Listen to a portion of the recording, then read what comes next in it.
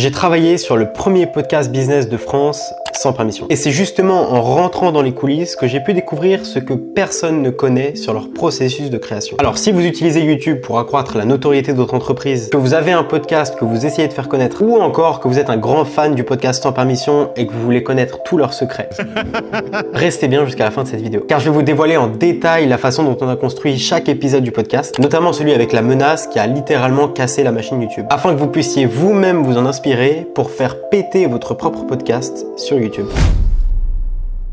Pour vous remettre un petit peu dans le contexte, il faut savoir que j'ai commencé à bosser avec Sans Permission en mars 2024, je crois. À l'époque, j'ai rejoint Mindio, donc l'entreprise dans laquelle se trouvent Yomi Denzel, Timothée Moirou et Oussama Hamar, et le podcast Sans Permission. Et j'interviens autant sur la chaîne de Yomi que sur le podcast Sans Permission. Dans le cas du podcast Sans Permission, j'intervenais principalement sur la conception des packaging des épisodes. En gros, mon boulot, c'était de trouver des titres et d'aider à la conception des miniatures. Et ce que je m'apprête à vous montrer, c'est tout le processus que j'ai mis en place en arrivant chez Mindio pour qu'on s'assure de trouver les titres les plus performants. Et les miniatures vont avec du coup. Donc on se retrouve sur mon écran pour que je vous dévoile tout le processus que je suivais.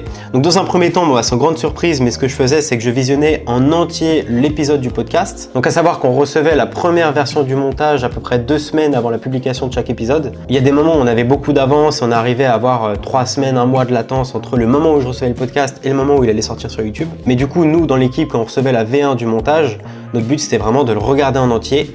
Et c'est là que le travail commence. Donc en fait, moi ce que je faisais, c'est que je visionnais le podcast en entier et mon but c'était de repérer toutes les phrases, toutes les idées à haut potentiel qui étaient sorties par les invités. Donc si vous regardez le podcast, vous savez qu'à chaque fois il y a un invité, donc quelqu'un de plus ou moins connu ou qui a un parcours assez étonnant qui est directement invité dans le podcast. Yomi, Antoine et Oussama vont discuter avec lui pendant 2h, 2h30, voire un peu plus. Mais la lumière est mise autour de l'invité et le podcast est packagé autour de l'invité. C'est-à-dire que le titre et la miniature présentent l'invité et doivent jouer avec des éléments qu'il a dit ou des éléments de son parcours qui vont nous permettre d'attirer l'attention. Donc moi, quand je visionnais le podcast, en fait, j'avais qu'une seule idée en tête, c'était de repérer des phrases qui pouvaient aller titiller la curiosité des gens. Et donc là, je vous mets à l'écran les critères que je suivais pour retenir certaines idées, certaines phrases ou certaines citations. Donc en gros, si vous voulez, moi j'étais devant mon ordi, je regardais l'épisode, et pendant que je regardais l'épisode, je prenais note de chaque phrase qui me semblait avoir du potentiel. Donc soit c'était une phrase choquante, soit c'était une phrase intrigante, soit c'était une phrase qui racontait une histoire qu'on a envie de connaître. Donc je vous ai mis un exemple juste en dessous. Mais par exemple, dans le cas du podcast avec Jean-Christophe, donc si jamais vous l'avez vu, c'est celui-là.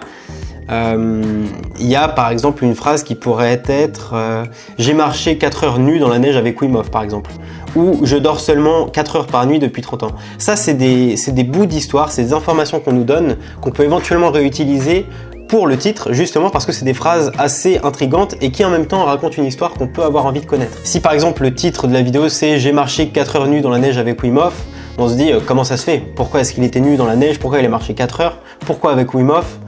Ça peut faire un début d'histoire qu'on peut avoir envie de raconter. Si en plus les citations qu'on peut entendre vont à contre-courant de ce qu'on entend habituellement, c'est encore plus intéressant parce que sur YouTube, vous le savez, dans la plupart des podcasts, on entend souvent les mêmes histoires. Donc si grâce à l'invité et grâce à ce qu'il a dit, on est capable de repérer des éléments qui vont à l'encontre de ce qu'on entend habituellement dans le milieu, c'est encore mieux. Donc si en plus les citations sont émotionnelles et qu'elles paraissent crédibles, c'est encore mieux.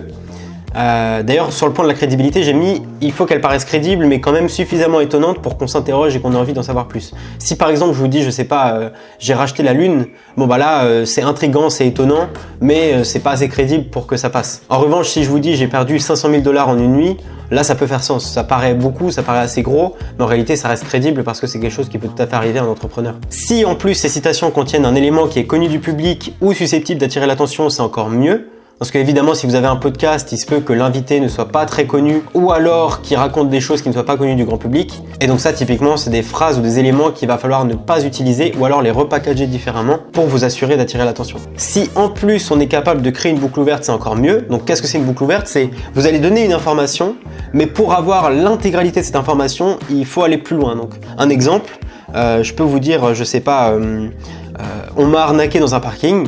Sauf que vous savez pas exactement ce qui s'est passé, vous savez pas quel est le contexte, vous savez pas qui m'a arnaqué, vous savez pas ce que j'ai perdu, pourquoi je suis dans un parking, etc. Et là, c'est là qu'est l'idée de la boucle ouverte, c'est que vous allez donner une information, mais pour avoir l'intégralité de l'information, vous allez être obligé de regarder l'épisode. Et ça, typiquement, ça peut être une mécanique intéressante pour vous inciter à regarder l'épisode du podcast sans permission. Ça, pour le coup, d'ailleurs, c'est une technique que beaucoup de créateurs utilisent, qu'on peut d'ailleurs retrouver dans des vidéos comme La vérité sur la face cachée de, le secret de, tatata. L'idée c'est que vous savez qu'il y a un problème, mais pour connaître le problème en entier et savoir vraiment ce qu'il en est, vous allez devoir cliquer sur la vidéo et c'est là qu'est tout le panache de cette mécanique. Et si en plus à la fin on est capable d'avoir des citations ou des phrases qui jouent sur le biais de négativité, c'est encore mieux. Comme vous le savez, le biais de négativité, c'est ancré en nous. L'idée, c'est qu'on reste des animaux, on est super émotionnel. Et le biais de négativité, puisqu'il annonce une sorte de menace ou quelque chose qui pourrait porter atteinte à nos vies, et ben c'est là que c'est intéressant parce que ça va faire appel à notre cerveau reptilien et ça va nous donner envie d'agir, de passer à l'action. On n'aura pas envie de passer à côté de l'information et c'est aussi ce qui peut nous inciter à cliquer. Du coup, ce que je faisais, c'est que en regardant l'épisode, moi je notais le plus de citations possible. Donc l'idée, c'était pas de noter des citations pour noter des citations, mais c'était vraiment noter des citations pour avoir le plus de matière possible, des citations qui me paraissaient intéressantes, j'entends, pour avoir le plus de matière possible afin ensuite de pouvoir faire un choix avec le reste de l'équipe sur le titre qu'on allait garder ou non. Dans le même temps, ce que je faisais, c'est que je prenais le temps de me renseigner sur l'invité pour en connaître plus sur lui. Parce qu'évidemment, sur Sans Permission, il y a pas mal d'invités qui sont assez connus. Je pense à La Menace, je pense à Thibaut InShape, je pense à des gars comme ça. Eux, ils sont assez connus. Mais dans l'idée, il y a toujours des invités qui vont venir qu'on connaît pas forcément. Donc l'idée, en prenant le temps de me renseigner sur l'invité pour en connaître plus sur lui, c'est que ça va me permettre d'avoir des infos sur lesquelles je vais pouvoir jouer pour bien packager l'épisode. Si vous avez remarqué, dans les titres de Sans Permission, on a à chaque fois soit le nom de l'invité ou alors une façon différente de l'appeler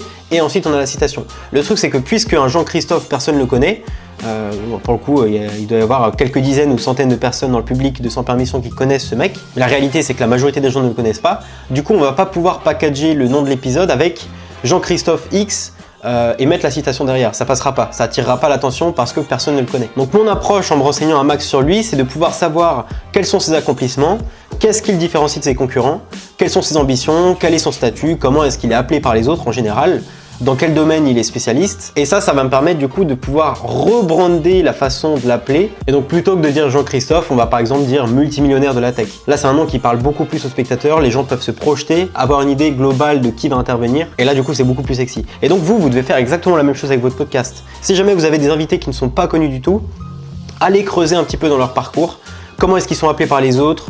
Est-ce qu'il y a un domaine dans lequel ils sont spécialistes? Est-ce qu'ils ont fait des accomplissements particuliers à partir desquels vous allez pouvoir trouver une nouvelle façon d'appeler votre invité pour que même ceux qui ne le connaissent pas puissent être réceptifs à votre message, donc à votre titre. C'est exactement ce que je dis ici en fait. À noter, donc si le nom de l'invité n'est pas connu du grand public ou du public qu'on vise, avec le podcast Sans Permission en l'occurrence, eh ben, il faut lui donner un qualificatif précis, donc une autre façon de l'appeler. Si par exemple je devais faire une vidéo sur MrBeast auprès d'une audience qui ne connaît pas du tout MrBeast, bah, je pourrais l'appeler éventuellement YouTuber à 300 millions d'abonnés, ou le premier YouTuber du monde, ou ce gros youtubeur. Si je dois faire une vidéo sur Elon Musk et un public qui le connaît pas, je peux par exemple l'appeler multimilliardaire ou l'homme le plus riche du monde éventuellement. Je pense que vous avez compris la mécanique. L'idée, c'est de toujours vous assurer que dans vos titres, vous allez parler au maximum de personnes possible, si jamais vous visez la masse évidemment. Comme ça, vous évitez de vous couper d'un public potentiel. Parce que dans le cas de Sans Permission, si l'épisode avec Jean-Christophe, on avait mis Jean-Christophe dans le titre, ça aurait interpellé personne, parce que personne ne le connaît. Jean-Christophe, il y en a des milliers en France. Alors qu'en mettant multimillionnaire de la tech, là, ça parle à beaucoup plus de monde. Et en plus, ça assoit sa crédibilité, donc ça donne encore plus envie de regarder. En même temps, ce que je vais faire, donc pendant tout ce travail, c'est de réfléchir à des mots ou à des phrases fortes qui permettent de bien emballer le podcast. Donc je pense à des mots simples et percutants en rapport avec les thèmes à aborder au cours du podcast. Ça, c'est typiquement les mots qu'on va retrouver directement sur la miniature de l'épisode par exemple. En tout cas cette trame de miniature là, parce que quand j'étais chez Sans Permission on avait essayé cette trame mais elle avait moins bien fonctionné, donc on était resté sur celle-ci. Et donc à chaque fois il fallait trouver des idées de mots pour la miniature. Et d'ailleurs ici je prenais l'exemple de The Diary of a CEO, donc ça c'est une chaîne de podcast anglophone dont on s'inspirait pas mal chez Sans Permission. L'idée c'est que eux sur chacune de leurs miniatures ils mettent des phrases qui permettent d'emballer là où les grandes idées de chaque invité lors du tournage du podcast. Donc l'idée c'est que vous n'êtes pas forcément obligé de faire la même chose, vous pouvez vous contenter aussi de mettre 3 mots sur votre miniature. Le problème c'est qu'en ce moment, et depuis plusieurs mois en réalité, tous les gens qui font des podcasts font ce genre de miniature, c'est-à-dire qu'ils mettent leur miniature avec 2-3 mots dessus et hop ça part, vraiment comme le fait Sans Permission de base.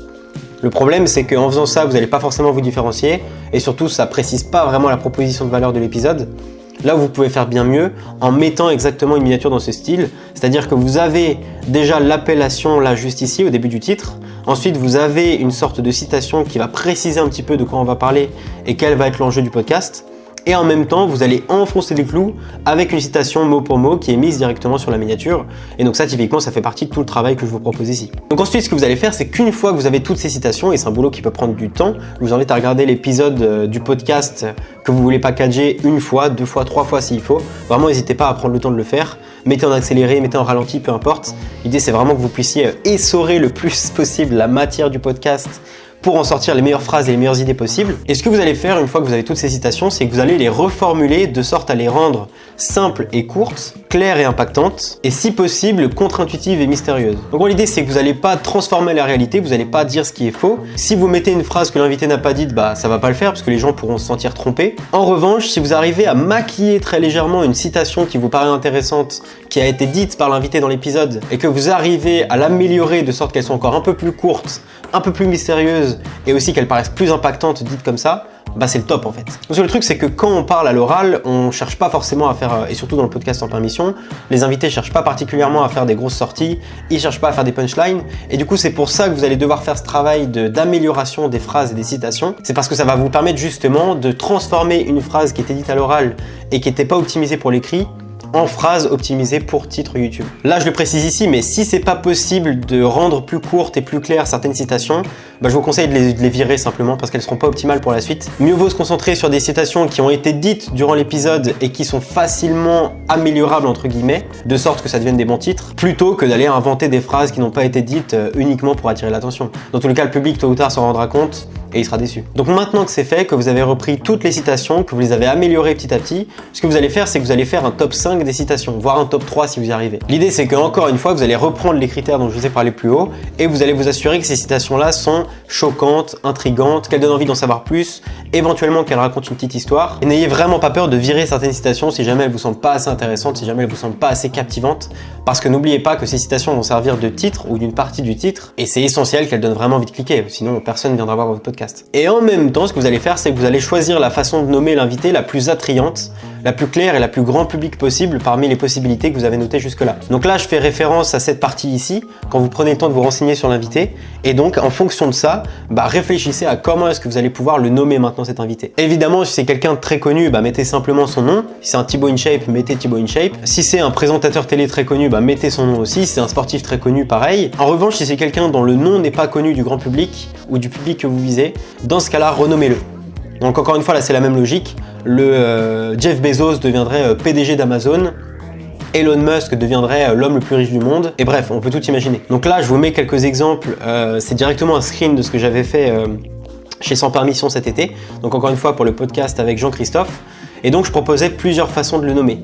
On pouvait éventuellement mettre CEO de Wemanity, parce que c'était une boîte qui gérait, visionnaire de la tech, multimillionnaire de la tech, qu'on a gardé du coup, visionnaire du digital, ancien SDF éventuellement. Je dis que c'est intéressant parce qu'il avait été SDF, donc ça typiquement ça fait partie des, des accomplissements entre grosses guillemets qu'il a pu faire dans sa vie ou des choses étonnantes qui lui sont arrivées dans sa vie qu'on peut réutiliser pour le renommer. Et typiquement c'est là que ça devient intéressant parce que si dans certains de vos invités ils ont eu des parcours assez impressionnants, vous pouvez tout à fait utiliser des éléments de ce parcours-là, de ces parcours-là, pour packager votre podcast à partir de ça. Et là en même temps, du coup, juste en dessous des propositions d'appellation, on a les propositions de citation. Et donc là, on en a, je sais pas, on va en avoir une quinzaine qui sont toutes plus ou moins intéressantes les unes que les autres. Du genre, j'ai vécu l'éclatement de la bulle d'Internet, je suis passé de 4 milliards à 0 $ en 4 mois, je suis passé de milliardaire à SDF en seulement 4 mois, les attentats du 11 septembre ont ruiné ma levée de fonds, ce qui était vrai en plus. Donc ça, c'est vraiment des citations qui faisaient partie du podcast en question et avec lesquelles on a fait le tri directement avec l'équipe pour pouvoir garder celles qui existent aujourd'hui. Et du coup, une fois que vous avez gardé des titres potentiels, donc à partir de la meilleure façon de nommer l'invité et des citations que vous avez gardées, vous allez pouvoir passer à la conception des miniatures. Donc là, ce que vous allez faire, c'est que vous reprenez votre trame de miniature pour les podcasts. Si jamais vous n'avez pas de trame, vraiment faites simple. Ce que vous pouvez faire, c'est simplement mettre votre invité ici. Donc typiquement si on prend une miniature dans ce style, ce style-là en fait il a été trop séché, il a beaucoup trop été séché sur YouTube. Je vous déconseille de partir sur une trame comme ça, c'est vu et revu. En revanche, si vous arrivez à mettre simplement l'invité ou alors l'invité et vous, ou voire on peut encore imaginer plein de possibilités, on n'est pas limité. Dans ce cas-là, ce que je vous conseille de faire, c'est de prendre un moment où le visage de votre invité est assez émotionnel. Je suppose que dans le podcast, surtout s'il a duré longtemps, il y a peut-être des moments où il a rigolé, peut-être des moments où il a pleuré, peut-être des moments où il fait des têtes bizarres, il a l'air triste, il a l'air gêné. Ce que vous allez faire, c'est que vous trouvez N'hésitez pas à faire à la limite plusieurs captures d'écran au cours du podcast pour avoir les visages les plus émotionnels possibles, sans que ça fasse non plus tirer par les cheveux évidemment. Et ce que vous allez faire à partir de ça, c'est que vous allez coller les citations que vous avez conservées sur le visage qui vous semble le plus adapté. Si par exemple, je sais pas, imaginons l'agent Christophe. Il y a un moment dans le podcast où il a une tête, il a l'air très triste, etc. Ce qu'on peut faire, c'est reprendre ce screen-là, donc un screen du moment où il est triste, et à côté de ça, donc sur la miniature, on peut mettre directement les attentats du 11 septembre ont ruiné ma levée de fonds, ou alors j'ai tout perdu à 3 reprises, ou j'ai vécu l'éclatement de la bulle internet. Là, ce sera cohérent parce que la citation laisse sous-entendre qu'il y a quelque chose de négatif, qu'il s'est passé quelque chose de grave, et le visage de l'invité va dans ce sens-là puisqu'on le verrait triste sur la miniature. Et pareil, la même logique s'applique aussi à l'inverse. Si jamais il raconte quelque chose de fou, de très heureux, bah sur le screen que vous allez faire, il faudrait qu'il ait une tête heureuse, il a l'air enjoué, il a l'air content, etc. Et à côté, vous mettez la citation positive qui va avec. Donc c'est vraiment l'idée, et n'hésitez pas aussi à faire d'autres trames. Ne vous contentez pas en général d'une seule trame, c'est bien d'en faire plusieurs, au moins 2 voire 3 si vous arrivez à en faire, tout en évitant encore une fois d'aller d'aller reprendre directement ce genre de trames là qui sont déjà faites énormément. Et puis à la fin, du coup, je vous ai mis quelques conseils. Plus les miniatures sont claires, visibles et compréhensibles, mieux c'est. Bon bah ça s'applique partout, hein, mais l'idée c'est vraiment que vous ayez quelque chose qui soit compréhensible, qui soit cohérent avec le reste du podcast. Pareil pour le titre d'ailleurs, et surtout qui permette à beaucoup de gens, donc le grand public si vous visez le grand public, de se projeter dans votre vidéo. Et d'ailleurs là, si je prends l'exemple du podcast avec la menace c'était super intéressant parce que c'était typiquement un épisode dans lequel il y avait beaucoup de punchlines. La menace est un invité incroyable parce que il a vraiment, je vous dis, toutes les 5 minutes il sortait une dinguerie et c'est typiquement des choses qu'on pouvait réutiliser. D'autant qu'il y avait donc déjà en fait ce qui s'est passé c'est que moi j'ai fait la review de ce podcast là, j'ai dû garder 15 ou 20 idées, j'ai plus les messages mais j'ai dû garder une petite vingtaine je pense. Et en les confrontant à l'équipe, on s'est dit qu'il y avait peut-être quelque chose à creuser autour de la Russie. Parce qu'en fait je sais pas si vous vous rappelez mais à l'époque ça fait 7 mois donc on devait être en avril. On devait être en avril ou on devait être en mai 2024. À l'époque, la guerre en Ukraine et la guerre russo-ukrainienne battaient encore de son plein. Et le truc, c'est que lui, la menace, il s'était mis en totale opposition de ce que disait le commun des mortels là-dessus. Vous savez que les Français et les Européens disaient pour la plupart que c'était horrible ce qui se passait en Ukraine, etc. Donc tout le monde disait ça et c'était un petit peu la pensée dominante. Là où la menace est arrivée en disant totalement l'inverse. Et donc il me semble qu'au départ on avait trouvé une citation assez choc autour du conflit russo-ukrainien. Le problème, c'est que je crois que c'était justement trop choc pour être conservé. Ou alors il est possible que le passage en question ait sauté au montage. Pour X ou Y raison, peut-être que Yomi ou Sama voulaient pas mettre ça, je sais plus. Et du coup, on a décidé de repartir sur un titre orienté autour de la Russie parce qu'on savait qu'avec le momentum et ce qui se disait majoritairement sur le sujet, ça pouvait bien cliquer, ça pouvait amener le clic. Et donc on est parti sur un titre comme ça, donc que j'avais directement trouvé en regardant l'épisode.